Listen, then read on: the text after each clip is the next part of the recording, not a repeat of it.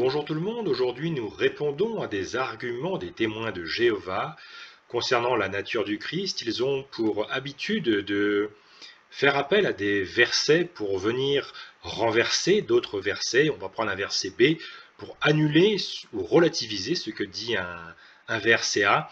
Et l'objectif est toujours de diminuer la divinité de Jésus et de le séparer très fortement du Dieu de l'Ancien Testament. Beaucoup de chrétiens refusent de débattre avec les témoins de Jéhovah. J'ai rencontré moi-même un pasteur baptiste en janvier qui me disait qu'il était prêt à débattre de nombreuses doctrines chrétiennes, mais pas avec les témoins de Jéhovah. Et effectivement, il y a beaucoup de chrétiens qui, comme ils savent que les témoins de Jéhovah refusent et rejettent la divinité de Jésus, ou en tout cas qu'il est le Dieu de l'Ancien Testament, eh bien, ils sont outrés et ne veulent pas parler avec eux.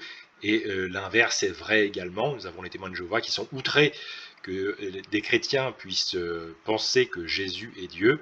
Et donc, ils sont écœurés de ce genre de doctrine.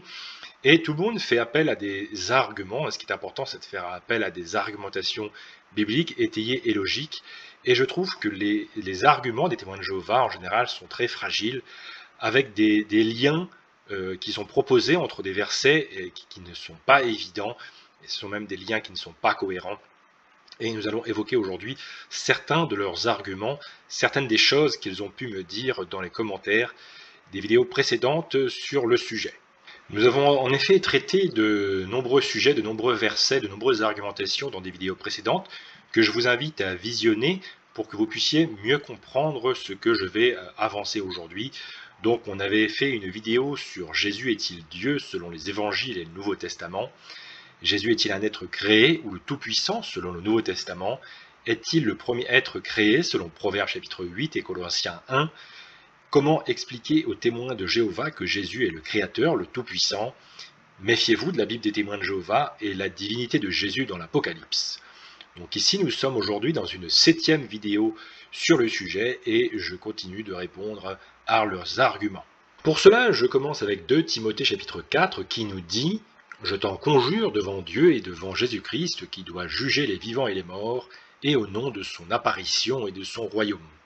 Prêche la parole, insiste en toute occasion, favorable ou non, reprend, censure, exhorte avec toute douceur et en instruisant. » Cela nous montre que nous ne devons pas abandonner les témoins de Jéhovah parce qu'ils sont des millions et que certains peuvent comprendre si on leur propose des argumentations qui tiennent debout, qui sont cohérentes, si on leur propose des rapprochements bibliques évidents, eh bien certains d'entre eux peuvent comprendre que Jésus est le Créateur incarné, il est le Dieu de l'Ancien Testament et n'est pas un subordonné, il n'est pas un simple délégué. Selon les arguments de la délégation des témoins de Jéhovah, eh bien, il y aurait un sauveur en dehors de l'Éternel, alors que nous voyons à plusieurs reprises que l'Éternel devait venir lui-même et sauver lui-même l'humanité. Nous le voyons ici, hors de lui, il n'y a point de sauveur, et les témoins de Jéhovah disent qu'il y a un sauveur en dehors de l'Éternel. Cela est une erreur biblique. Nous voyons ici que l'Éternel est le Rédempteur, le Saint d'Israël. Nous sommes ici dans Ésaïe 43. Dans Ésaïe 44, il est toujours question du roi d'Israël et de son Rédempteur, qui est l'Éternel. Il est dit « Je suis le premier, je suis le dernier », une expression que Jésus reprend pour lui-même dans Apocalypse chapitre 1 et verset 17. Et ici, il est question de « Hors moi, il n'y a point de Dieu ». Et j'ai rencontré des témoins de Jéhovah qui disent que en dehors de l'Éternel, eh bien, il y a des dieux. Alors quand on lit un tel verset, on a du mal à comprendre comment on pourrait étayer qu'il y a un Dieu en dehors de l'Éternel. L'objectif ici est de dire que peut-être que Jésus a une certaine dose de divinité, mais ça n'en fait pas pour autant Dieu. Mais ici, quand nous voyons ce verset, nous voyons qu'il n'y a qu'un Dieu et que nous ne pouvons pas dire qu'il y aurait un Dieu subalterne. Pour argumenter qu'il pourrait y avoir des dieux en dehors de l'Éternel, et donc que Jésus, même s'il est considéré comme un Dieu, pas comme Dieu, mais comme un Dieu, eh bien, il y a des versets pour appuyer ceci, comme Psaume 82 qui dit « Vous êtes des dieux au sujet d'êtres humains, vous êtes tous des fils du Très-Haut ». Nous avons également dans Exode chapitre 7 qui dit « Je te fais Dieu pour Pharaon ». Et il s'agit en contexte d'une parole de l'Éternel à Moïse. Et donc ainsi, il serait possible pour eux qu'il y ait des dieux en dehors de l'Éternel. Mais, je le disais, le lien qui est proposé, par exemple, entre Ésaïe 44 et Psaume 82 ou Exode 7, est assez mauvais parce qu'on ne parle pas des mêmes choses. Il n'est pas question ici de faire de Moïse le créateur, quoi que ce soit. Moïse n'a rien créé. Il a eu un statut momentanément devant le Pharaon, mais il n'est pas Dieu au sens du Dieu créateur, au sens du Tout-Puissant. Même chose ici. Ici, il est vraiment question du Créateur, il est question de l'Éternel, de Yahweh, et il n'y en a qu'un, c'est lui qui a tout créé, c'est lui qui est au commencement et qui est à la fin. Et donc l'argument qu'il y aurait plusieurs dieux, et donc que Jésus pourrait être un de ces plusieurs dieux, est mauvais. L'idée ici est de contrer ce qu'il est dit dans Jean chapitre 1, où il est question de la parole qui était Dieu. Les témoins de Jéhovah mettent un Dieu. Je vous invite à regarder la vidéo où j'ai développé les versets selon la Bible des témoins de Jéhovah, qu'ils appellent d'ailleurs les Saintes Écritures. Et ils mettent ici un Dieu. L'objectif est donc de dire que la parole est certes un Dieu, mais qu'elle n'est pas ce Dieu-ci. Or, eh bien, nous voyons que hors l'Éternel, il n'y a pas de Dieu. Soit Jésus est l'Éternel, et on comprend d'ailleurs pourquoi il reçoit l'adoration des apôtres et des anges, soit il ne l'est pas, et donc il aurait effectivement blasphémé en disant être Dieu, et les chrétiens et les apôtres seraient aussi des blasphémateurs. Ils croiraient en une autre personne que Dieu lui-même, et ils se prosterneraient devant une autre personne que Dieu. Donc ici, c'est hors moi, il n'y a point de Dieu. Cela indique qu'il n'y a qu'un créateur, et c'est exactement le rôle que Jésus remplit selon le Nouveau Testament. Donc on peut très bien essayer de faire des liens entre les versets bibliques, mais utiliser un verset B pour annuler ce que dit un verset A est une très mauvaise chose, à moins qu'il y ait de très très bonnes raisons. Ici, quand nous voyons qu'hors l'Éternel il n'y a point de Dieu, cela veut dire une fois de plus qu'il n'y a qu'un seul Créateur, et ce Créateur est Jésus-Christ, comme nous le voyons ici.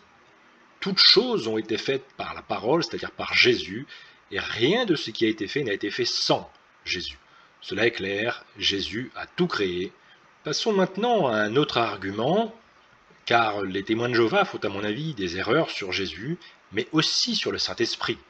Et lorsque je leur ai dit que le Saint-Esprit est une personne et qu'il y a de nombreux versets pour argumenter cela, il y aura d'ailleurs une vidéo spéciale sur le Saint-Esprit, eh bien, ils réagissent, ils disent que le Saint-Esprit n'est pas une personne, que ce serait une force ou une émanation.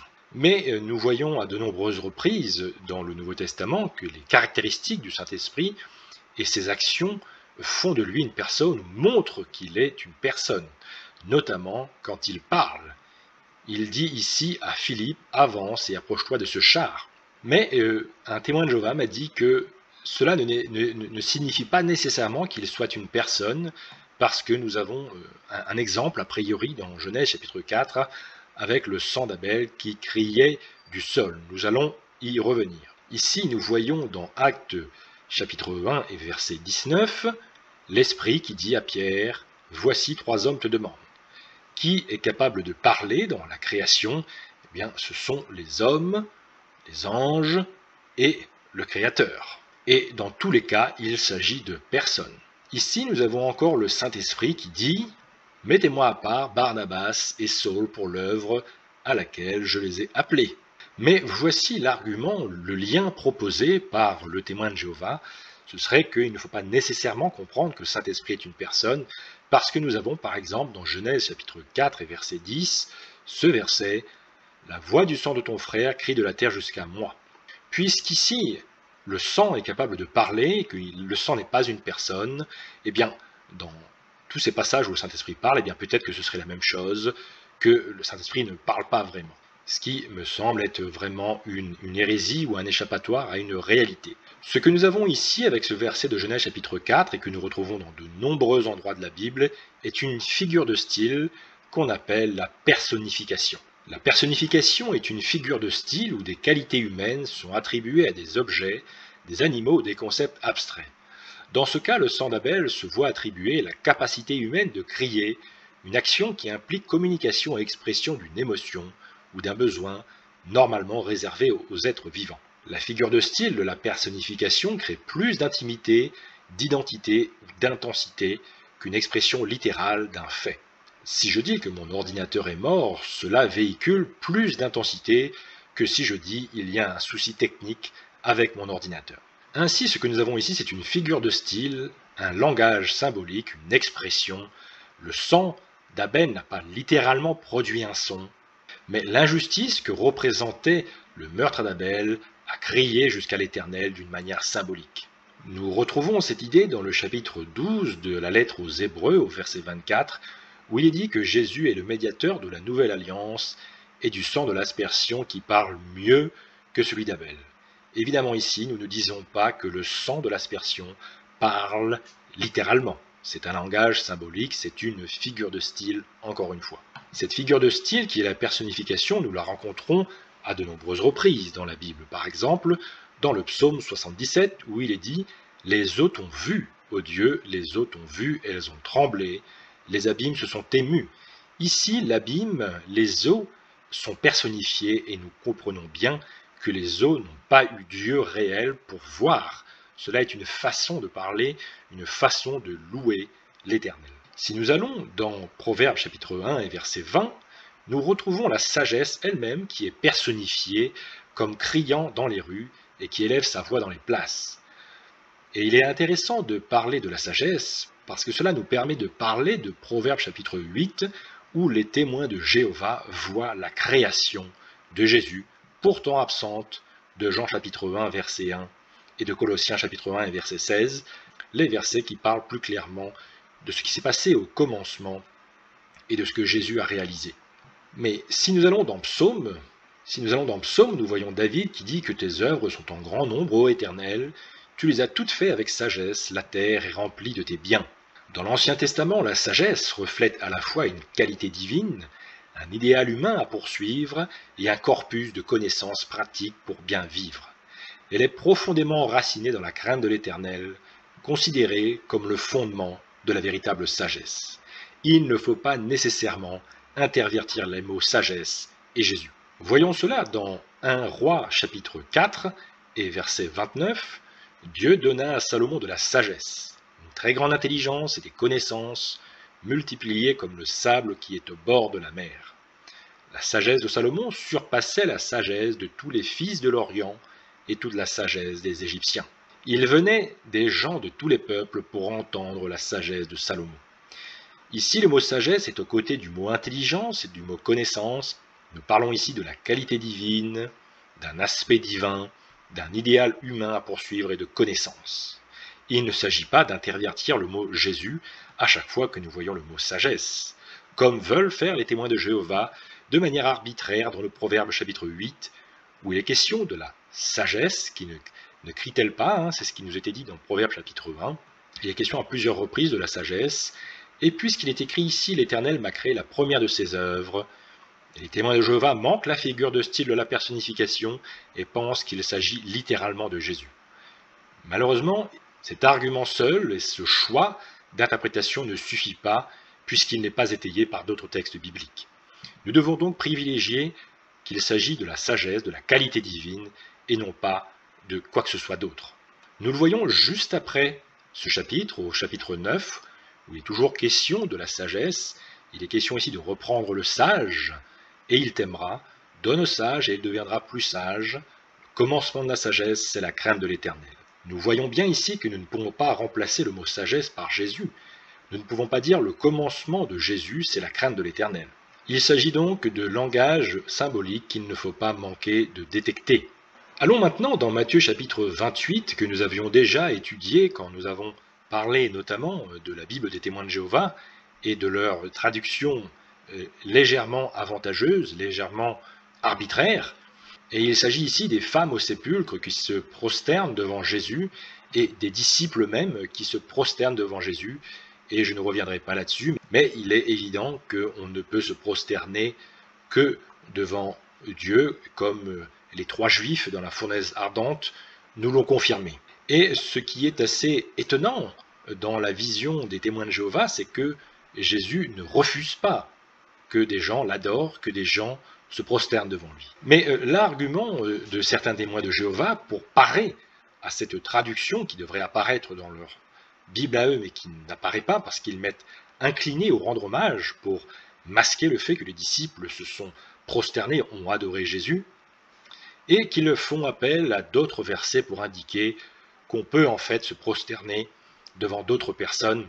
Vous vous rappelez de l'argument qui disait qu'il peut y avoir d'autres dieux que l'Éternel, ou que le Saint-Esprit parlerait à la manière du sang d'Abel, alors que le Saint-Esprit a produit un son oral, il n'y a pas de figure de style dans les passages où le Saint-Esprit parle, alors que c'est une figure de style quand il est une question du sang d'Abel. Et nous avons ici un argument du même style.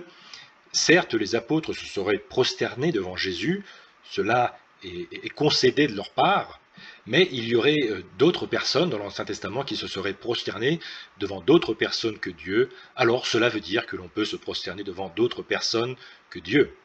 Voyons un de ces passages qui est le premier livre des rois, au chapitre 1 et au verset 16, où la femme de David s'incline et se prosterne devant le roi.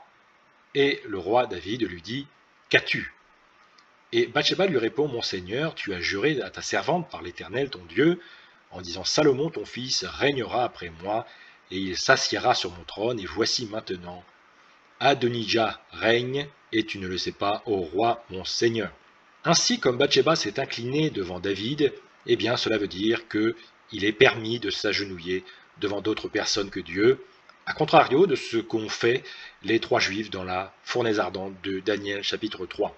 Mais si nous analysons ce verset, nous voyons qu'il n'y a rien de similaire à ce que nous voyons dans Matthieu chapitre 28. Et par ailleurs, parce qu'ici il est question de Bathsheba qui se prosterne devant le roi pour obtenir une faveur de sa part. Elle le supplie de faire de Salomon son fils le prochain roi. Il n'est pas question d'adoration religieuse, et s'il avait été question d'adoration religieuse, David n'aurait probablement pas accepté, et si David avait accepté, et si Bathsheba avait fait ça, eh bien cela aurait été un péché, car nous ne pouvons pas nous prosterner devant qui que ce soit, et les trois Juifs dans la fournaise ardente nous l'ont démontré. Nous voyons encore dans Matthieu chapitre 14 et verset 33 que ceux qui étaient dans la barque se sont prosternés devant Jésus et lui ont dit « Tu es véritablement le Fils de Dieu ». Nous avons ici une adoration religieuse, et voici que Jésus ne les a pas empêchés de le faire, comme l'ange l'a fait dans Apocalypse 19 et Apocalypse 22, avec l'apôtre Jean qui était tombé aux pieds de l'ange et qui avait adoré l'ange. Effectivement, Jésus ne refuse jamais l'adoration des hommes. Et il n'est pas question que des hommes, mais aussi des anges, comme nous le voyons dans Hébreux chapitre 1, et lorsqu'il introduit de nouveau dans le monde le premier-né, il dit que tous les anges de Dieu l'adorent. Ainsi, tous les hommes et tous les anges adorent Jésus-Christ. Cela ne devrait manquer à personne de remarquer que cela est un attribut que seul Dieu a, seul Dieu peut être adoré. Ici, nous avons Pierre qui refuse l'adoration de Corneille, qui était allé au-devant de lui et qui était tombé à ses pieds, s'était prosterné devant Pierre. Mais Pierre le releva en disant « Lève-toi, moi aussi je suis un homme ». Et effectivement, si Jésus avait été un simple homme, il aurait dit la même chose que Pierre, il aurait dit « Adore Dieu et ne m'adore pas moi ». Mais Jésus a accepté l'adoration. Or, la Bible enseigne bien qu'il ne faut adorer que Dieu seul. Toute théologie qui indiquerait qu'on peut adorer d'autres personnes que Dieu est dangereuse. Nous avons ici un passage dans Actes chapitre 14 très intéressant. À Lystre se tenait un homme impotent des pieds, boiteux de naissance et qui n'avait jamais marché. Il écoutait parler Paul, et Paul, fixant les regards sur lui, et voyant qu'il avait la foi pour être guéri, dit d'une voix forte « Lève-toi droit sur tes pieds », et il se leva d'un bond et marcha. À la vue de ce que Paul avait fait, la foule éleva la voix et dit en langue lycaonienne « Les dieux sous une forme humaine sont descendus vers nous ». Le prêtre de Jupiter, dont le temple était à l'entrée de la ville, amena des taureaux avec des bandelettes vers les portes et voulait de même que la foule offrir un sacrifice.